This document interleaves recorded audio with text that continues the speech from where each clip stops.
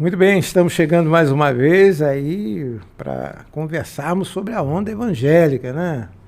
Eu tenho muita gente que está contactando conosco, nos mandando informações interessantes, perguntas, porque é podcast. Quest do inglês é interrogação, são perguntas, principalmente sobre a onda evangélica brasileira.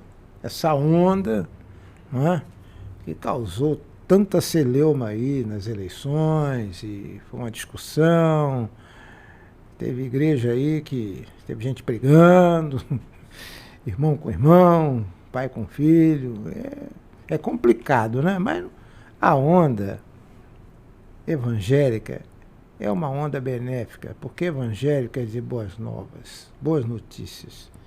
É nisso que você tem que se fixar. Então, se você não sabia, não conhecia, né, e não conhece quem são os evangélicos, eu quero recomendar para você. Olha aqui, ó, Evangélicos no Brasil, da Era do Rádio e TV. Você precisa conhecer a história da Igreja Evangélica Brasileira. É resumida. Nós aqui, nesse livro, nós não damos muitos detalhes, né, mas falamos como é que os evangélicos chegaram aqui. Em 1555, já tinham evangélicos no Brasil, tinham chegado aqui.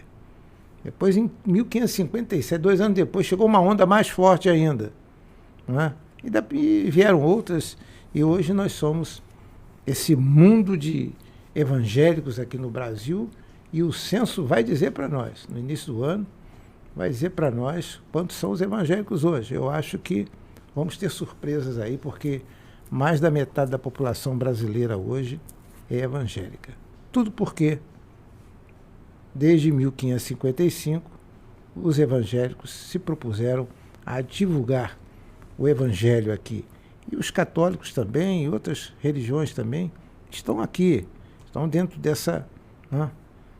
desse contexto da cultura religiosa no Brasil, mas nós tivemos e temos uma história muito interessante. Hoje eu tenho o prazer de trazer aqui um grande amigo, companheiro, que nós conhecemos há algum tempo. Não é aquele companheiro de muito tempo, que eu tenho trazido gente aqui, né, do tempo de João Charuto, como dizem aí. Quando a gente era mais garotinho, mas eu trouxe hoje aqui alguém que vai conversar com a gente sobre algo interessante, principalmente sobre as mídias, né? Principais mídias evangélicas hoje no stream, né? Que nós, como estamos agora aqui pelo YouTube e outras redes, falando para você. Tudo bem, Alexandre? Tudo bem, pastor. Prazer estar aqui nesse podcast para os questionamentos, né? Questionar. Isso aí. Momento assim que o mundo passa e uma coisa que me encanta é poder participar desse momento de que a tecnologia cresceu, né? Hoje em dia são oportunidades, são ferramentas que nós temos para divulgar o evangelho, para falar de Deus. Eu só falei o seu primeiro nome, Alexandre, mas você é jornalista também, e eu gostaria que você falasse sobre você. Tá? Eu sou Alexandre Passos. Low profile aí da sua vida. Sou Alexandre Passos, sou filho de Wilibaldo Passos, pastor missionário. Eu sou de 71, então vivi minha infância com música cristã de boa qualidade, não que hoje não tenha mais. Música de cristã de boa qualidade, ainda tem, eu acredito nisso. Mas a minha infância foi ouvindo os grandes cantores, ouvindo os grandes programas. Quando a gente lê seu livro, a gente tem uma catarse de emoções lendo esse livro, né? Minha mãe fez parte da caravana Josias Menezes e eu estava, minha infância nos estúdios, ouvindo, vendo, conhecendo Zéias, Joseli e todos esses grandes cantores. Então, para mim, sempre foi o mundo cristão de música, de rádio, sempre foi muito fascinante, né? Meu pai já tinha essa coisa, inclusive, depois de 20 anos eu fiquei sabendo de uma história que meu pai, quando era criança, ele se encantava com o rádio, lá na Paraíba. 8 anos de idade, ele botava uns caixotes, fingia, ele cuidava de ovelhas. Hoje meu pai é pastor. Meu pai é pastor. E ele aí pastoreava as ovelhas do meu avô. Fazia o rádio, fingia. E eu nem sabia dessa história, fiquei sabendo 20 anos atrás. A influência do rádio. E ele como fazia era, rádio. Meu pai fazia rádio. E aí eu comecei na Rádio 92 acompanhando meu pai. Na Boas Novas. Uhum. E meu pai me dava às sextas-feiras para fazer o programa. A igreja comprava um horário na rádio. E ele falava, olha, sexta-feira o programa é seu. Aí eu fazia um programa, tocava Rebanhão, botava, às vezes, o disco A Última Trombeta e fazia os comentários e foi muito legal. Eu já gostava de rádio, mas passei a amar mais ainda. Então, esse é o Alexandre, curioso de comunicações, sempre gostei de me comunicar, de tocar música, de cantar na igreja, de fazer peça de teatro na igreja, dirigir teatro na igreja. E tudo isso é de pai para filho. Minha mãe sempre cantou. Uhum. Foi, inclusive, uma das vocalistas do Roberto. Não sei se você sabe. Ela cantou na Jovem Guarda com o Roberto. Com Roberto Carlos. Roberto Carlos. Uhum. Então, assim, a gente vivia nessa coisa de música. Minha mãe cantava muito bem. Gravou, inclusive, pela Favoritos do Paulo Rangel. Uhum. Né? E Feliciano Amaral, que era um sonho. Favoritos Evangélicos, e a gente tem um disco dela lá até hoje. Mas foi nesse mundo, nesse meio que eu nasci, que vivi, que fui influenciado. A igreja que eu fui criança foi a Peniel, pastor Antônio Barbosa Lima, ali na Tijuca, Rego Lopes, 27. E ali eu aprendi também sobre igreja, sobre reverência, sobre saber se portar numa igreja, né? E depois fui em conjunto, né, fundar, né, junto com o pastor Bispo José Filho, a Igreja Rio de Água Viva, na qual estou há 37 anos. Que bom, hein? 37 Ótimo. anos lá. Então, nessa onda evangélica, você já despertou, quer dizer, você nasceu nela a partir da década de 70, quer dizer, garotinho, criancinha. Sim, sim. Eu creio que depois dos 7, 8 anos, lá para o final da década de 70, né? Sim. Até aí, a gente já estava numa seara grande. Verdade. Da onda evangélica no Brasil, porque eu considero que os evangélicos explodiram no Brasil dos anos 50 para cá. A partir dos anos 50 do século passado, nós demos um avanço muito grande. E nós, eu digo porque eu já estava adolescente, e a onda pentecostal, né, ela ajudou muito nisso, porque surgiram algumas igrejas que não eram tradicionais, mas saíram das tradicionais, né, e também vieram alguns pregadores, né, americanos para cá, ou canadenses, como o caso do McAllister, Bispo Roberto. que aqui então organizaram igrejas que cresceram. Algumas elas, quer dizer, a onda se quebrou. Sim. Foi uma ondinha para cá, uma ondinha Sim. para lá, outra ondinha para lá. Quer dizer, marolas. Sim. Viraram várias marolas. Sim. Que hoje são igrejas respeitáveis, né, no Brasil. Claro que com um outro tipo de teologia, Verdade. um outro tipo de visão, mas isso aí não implica no que é ser evangélico, né, no que é ser igreja evangélica, porque hoje as igrejas estão tão unidas, Sim. as igrejas evangélicas, que nós temos hoje conselhos de pastores de tudo quanto é tipo, não é? Várias denominações. Várias denominações e juntos, quer dizer, os pastores estão juntos. Mas eu gostaria de dizer uma coisa muito interessante. Na década de 60 em diante, houve um movimento muito grande das principais igrejas históricas aqui. Pastores que, na época, eram pastores famosos, não no sentido famoso que... Sim, no bom sentido. No né? bom sentido. Pastores que tinham liderança Sim. e respeitáveis. Sim. Né?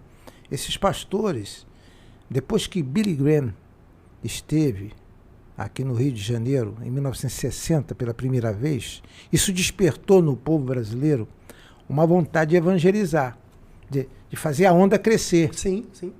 E foi daí para frente que começaram a surgir as grandes cruzadas de evangelização. Eu não sei qual é a sua experiência, quer dizer, qual é a sua visão. Porque você já surgiu nos anos 70, você já foi pego por essa onda. Sim, fui. Essas igrejas que surgiram aí.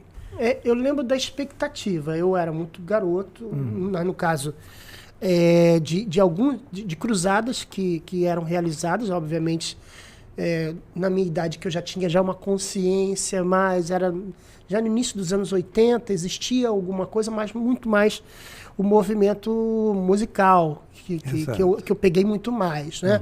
Mas de cruzada, sim, eu até tinha conhecimento, sim, de que existiam os evangelismos nas ruas, na Quinta da Boa Vista, tinham muitos eventos como esse, meus pais me levavam.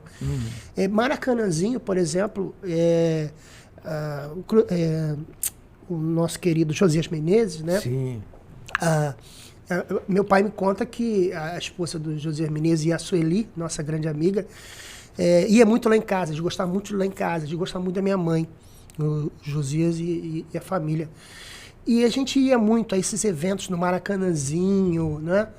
Maracanã, eu não tenho lembrança, mas do Maracanãzinho tenho algumas lembranças como criança. Maracanã, você era novinho, quando Maracanã, não a Cruzada Birigran Grande Rio isso aí eu aconteceu na década de 70. Realmente esse eu não tenho, mas do Maracanãzinho, dos eventos, né, do programa Peça Seu Hino Preferido, se eu não me engano, do Josias eu tenho lembranças, boas lembranças. Nossa, pai. Quando a gente fala em Josias Menezes, a gente tem falado muito aqui do Josias. Ele está aqui no meu livro, porque o Josias, eu o conheci quando eu fui fazer parte de uma organização chamada Assembleia da Mocidade Batista Carioca, a MBC. Josias era o presidente. Josias era batista. É batista. Né? Era de uma igreja batista. E lá, eu com meus 17, 18 anos de idade, eu já estava em rádio e tinha um programa de rádio na Rádio Copacabana chamado A Voz da Mocidade. Foi lá que o Josias começou. Olha. Porque ele era o relator da comissão de rádio da MBC, que tinha uma junta e eu fazia parte da junta. Bom, quando ele viu que eu gostava de rádio, ele me colocou na comissão para participar do programa A Voz da Mocidade, que era apresentado aos domingos às 2h30, às 2h30 da tarde. Só podia ser da tarde. 14h30. Nesse horário, todo mundo já tinha vindo da igreja, estava todo mundo em casa, já tinha almoçado. Estava num descanso ali para começar as atividades da tarde. Para ir para o culto à noite. Então, resultado, o programa tinha muita audiência.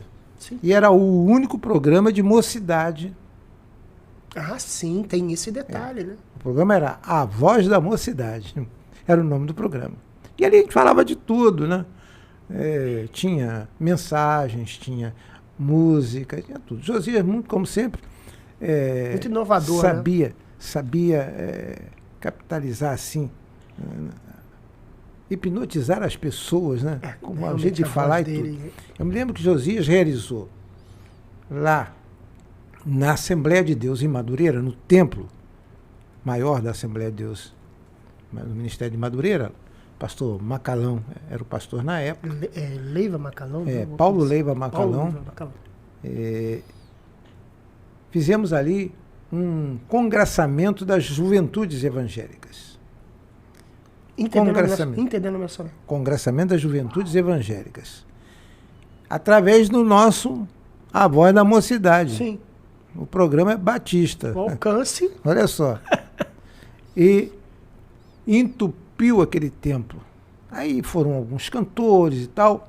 Desses cantores que surgiram no cenário do Josias Menezes, depois, como um dos diretores da Rádio Copacabana, para o meio evangélico, e nem existiam ainda, nem eram conhecidos. Pra você ter uma ideia, nem eram conhecidos.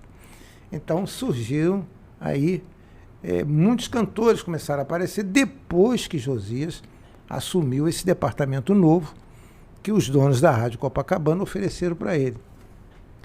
Eu não sei se você sabe, a minha primeira aliança de noivado foi o Josias que fez, que ele era ourives. É assim, profissão. E no meu noivado, a minha esposa está aqui me assistindo aqui hoje, me acompanhando, e o nosso noivado foi feito com a presença do Josias Menezes e alguns outros colegas nossos da época.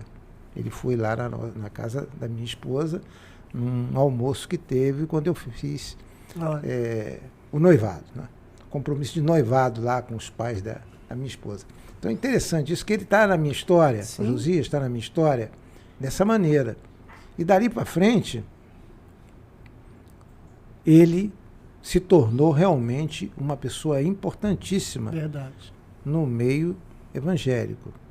E foi através dele que muitos cantores evangélicos, hoje gospel, né? Uhum. surgiram nessa onda evangélica. Sim, sim. Alguns já foram para o céu, né? Já estão cantando no céu, outros estão aí já velhinhos, né? E tal, vivendo aquela história do passado, porque de glória, né? Porque o Josias tinha uma caravana fantástica, ele levava pessoas... Inclusive eu achei interessante que eu estava conversando com o Otoni, agora deputado estadual, né, aqui do Rio, e eu estava conversando com ele e eu estava comentando com ele que minha mãe, foi, na época que cantava, naqueles eventos no Maracanãzinho, ganhou um troféu, né, de revelação do ano. E ele parou e ficou olhando para mim. Sua mãe? Eu falei, minha mãe Maria das Graças. Aí ele parou e falou assim, eu estava entrevistando ele na rádio, na Contemporânea, e ele falou, sua mãe levou meu troféu. Eu falei, mas como assim minha mãe levou seu troféu? Que história é essa, Tony? Eu estava me achando que eu ia levar o troféu de revelação do ano. Aí ele falou a data, eu não sei, eu acho que 75, alguma coisa assim. E foi a sua mãe que ganhou o troféu pensando que era eu. Aí depois eu reclamei com o José. Não era eu que ganhei o troféu e minha mãe ganhou o troféu. A gente tem ele guardado lá em casa. Foi interessante como ele impactou a vida desses cantores. Ele trazia, ele revelava esses, podemos dizer assim, hoje a gente diz os artistas, né? Uhum. E ele tinha esse desejo de ajudar na comunicação, né? Mesmo às vezes a gente sabe, a gente vê muita gente que tem um dom maravilhoso para comunicar-se, e às vezes a pessoa não sabe técnicas, não tem muito estudo, não tem muito conhecimento, mas o Josias realmente foi muito relevante para a música cristã. Ele realmente foi um despertar da onda evangélica para os cantores evangélicos. Depois surgiram outros, e a vida é assim mesmo. É verdade. Né? A gente tem que acompanhar a evolução. As ondas mesmo. São as ondas. São as ondas, vão surgindo. Achei maravilhoso essa. E quando a Rádio Copacabana foi vendida, Josias ficou sem rádio, mas ele encontrou logo a difusora Duque de Caxias, depois Melodia, a Rádio Melodia, a própria Rádio Brasil AM, quando estava ainda sob o comando do Francisco Silva. E formamos uma equipe lá, inclusive na Melodia, que era a equipe Cristo em Casa, né? Do programa Cristo em Casa. Muita gente não sabe disso, mas é bom você saber dessa história, né? Que Cristo em Casa é pessoas que às vezes não podiam ir à igreja, estão em hospitais, né? Estão dentro da cadeia, não pode ir à igreja. Como? Cristo em Casa. Era um programa que era levado ao ar às 9h30 da noite, ou 10 horas, dependendo da emissora, porque tinha a Rádio Brasil AM, e a Melodia eu fazia em rede. Ia ao ar. Programa de 1h30 de duração. Eu tive a oportunidade de ir lá no estúdio da Brasil, da Vind, não, Niterói. Avenida Meriti.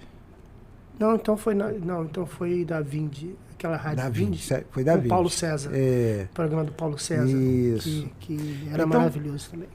É assim que Josias se reencontrou conosco até o dia que ele foi para o céu. É verdade. Mas, quando você citou Josias aí, a gente deu esse adendo aí. Claro, esse parêntese grande. Esse parêntese aí grande e tal. Mas eu quero saber de você, o que você está fazendo hoje? Sim. Né? Já que foi inspirado pela onda. É verdade. Nos anos 80, vamos dizer assim, que você já estava na idade adolescente, e já indo para a juventude, o que você está fazendo hoje? Sim, hoje nós administramos e cuidamos do Podchrist. O que é o Podchrist? É um podcast, né, que surgiu em 2011.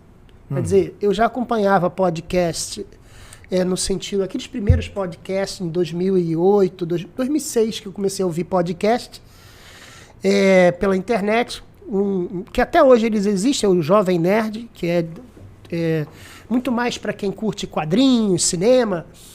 E aí eu falei, puxa, isso não tem isso evangélico. Eu ficava encantado, eu falei, como é que eu vou entrar nessa? Eu tenho que entrar nessa, porque eu tô afastado de rádio, não tem rádio para mim trabalhar, para eu fazer programa de rádio, que eu amo rádio. E o podcast é um programa de rádio independente. Eu falei, eu tenho que entrar nessa. Aí eu estava num retiro em 2010, final de 2010, estava no retiro da igreja. Eu vi jovens conversando sobre desenhos animados japoneses. E eles falando que curtiam e tal. E eu fui para perto deles e comecei a orientá-los, falar com eles. E aí eu falei assim, essa é a toada. Falar de assuntos que a igreja não fala. A igreja não fala de Halloween. Poucas igrejas. Hoje se fala mais. Mas em 2011 não tinha esse assunto. Qual a igreja falava de, sei lá, desculpa da expressão, mas redução da maioridade penal? Nenhuma igreja falava disso.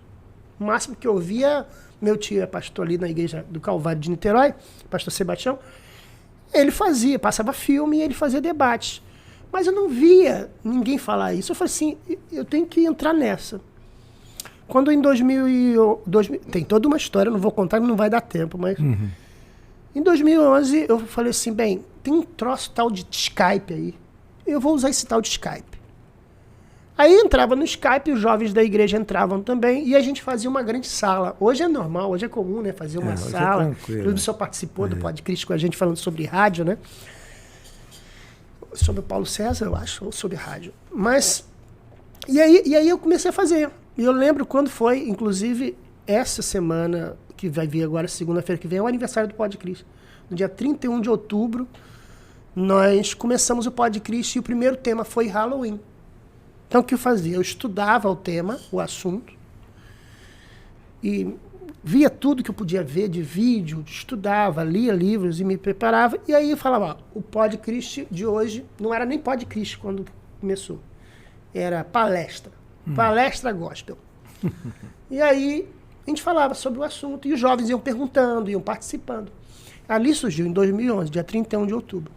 E de lá para cá são mais de 2.000 temas debatidos. Hoje em dia a gente não trabalha com Skype. Hoje, aí em 2013 nós começamos a utilizar o WhatsApp. A gente começou a fazer os podcasts pelo WhatsApp. Então todos os dias eu lanço um tema, um assunto. E esse assunto é debatido pelas pessoas que fazem parte do grupo. Então, às segundas-feiras, por exemplo, a gente fala só sobre política.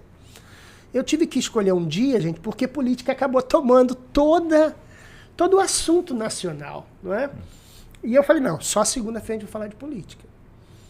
E aí a gente começou a falar sobre política segunda-feira, e terça, quarta, quinta, e as sextas-feiras é um tema um pouco mais leve. Mas tem dado certo que as pessoas... Eu tenho pessoas do Rondônia, Manaus, Curitiba, Paraíba, Ceará, Bahia, participando das mais diversas denominações. Eu lanço, por exemplo, essa semana ontem foi sobre a política na Bíblia. E aí nós vimos vários fatores de política no sentido filosófico, política no sentido etimológico, política no sentido do que a gente vive hoje, né? Correto. E aí a gente faz todos os dias. Então nós já estamos aí com mais de 2.000 temas já debatidos. E por isso que é Podchrist, debate com inteligência. A gente ouve todas as denominações. E que plataforma vocês têm usado hoje? WhatsApp. O WhatsApp deu certo, a gente até já tentou o Telegram, que tem bastante possibilidades, mas não deu certo. E a gente trabalha também com o Facebook, né? Instagram, nós estamos no Instagram, no Facebook. E lá a gente coloca os temas. Então, por exemplo, se sai hoje o tema de hoje é tema X. A gente lança tanto ele no Instagram quanto no Facebook. E as pessoas que utilizam as redes sociais veem os temas e fazem o seu comentário sobre o que acha. Ontem foi sobre a música evangélica, sobre os ritmos evangélicos, como era 40 anos atrás, e hoje em dia se vale a pena todos os ritmos evangélicos dentro dos nossos templos. A gente ontem falou sobre isso, nosso tema. Isso a gente tem conversado muito aqui com algumas pessoas, né, sobre esse problema de músicas evangélicas, né? Que levou o nome agora de gospel, porque a palavra gospel veio dos Estados Unidos. Então, que é uma coisa bem diferente daquilo que a gente pensa hoje aqui no Brasil. Mas o fato é o seguinte, mas ficou bonito o nome, gospel. Tal. Ficou comercial. Aí a grande mídia aí, que não aceitava o gospel, hoje aceita. Fazem até questão. Eu vejo que nos programas de fins de semana, principalmente, né? Programas do SBT, da Record e tantos, e da Globo, inclusive, aparece lá uns cantores ou cantoras ou grupos evangélicos de vez em quando. O próprio Raul Gil, né? Que ele pegou, tem um quadro só para criança que canta gospel. Mas o fato é que quando alguém vai participar de um programa desse e o apresentador pergunta: como é que você começou a cantar? Comecei a cantar na igreja.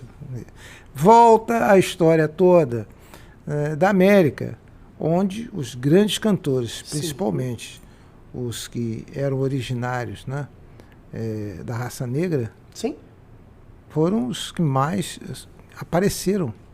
Né? Hoje nós temos grandes nomes da música gospel nos Estados Unidos. Charles, Lionel Richie. Nasceram lá, todos em com raras exceções, ou de outras etnias. Mas o fato é que eu visitei muitas igrejas nos Estados Unidos, principalmente na área do Harlem, ali em Nova York, em Los Angeles, nesses lugares aí, onde a música gospel americana é fora de série. Inclusive até aquele comentarista de música que mora em Nova York, eu esqueci o nome dele, muito famoso aqui no Brasil, ele gosta muito, vai muito lá no Harlem, né, aquelas igrejas.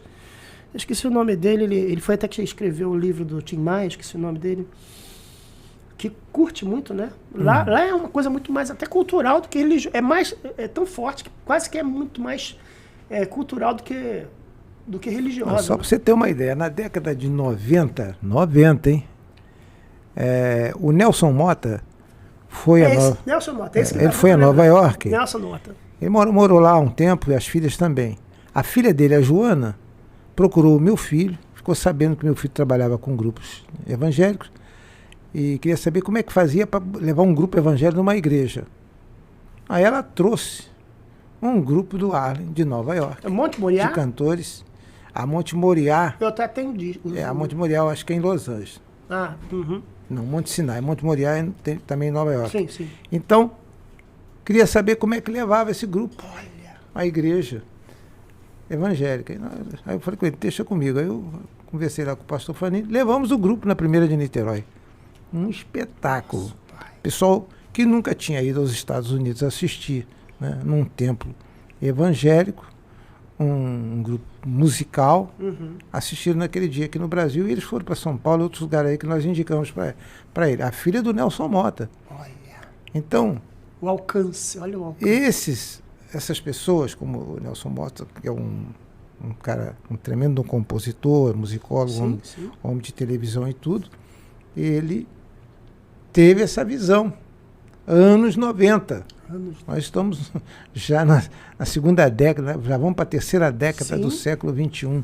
Quer dizer, a onda evangélica, a onda gospel continua, não é, fazendo, não é estragos, mas... movimentando, como disse aqui o Marquinhos Salomão, né?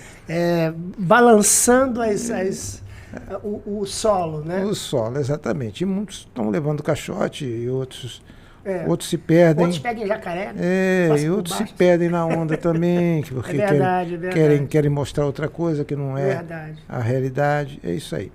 Mas, Alexandre, foi muito bom ter você com a gente aqui no nosso podcast. Eu quero que você fale mais do podcast, onde então as pessoas podem assistir. Sim. Tá? As redes. Sim.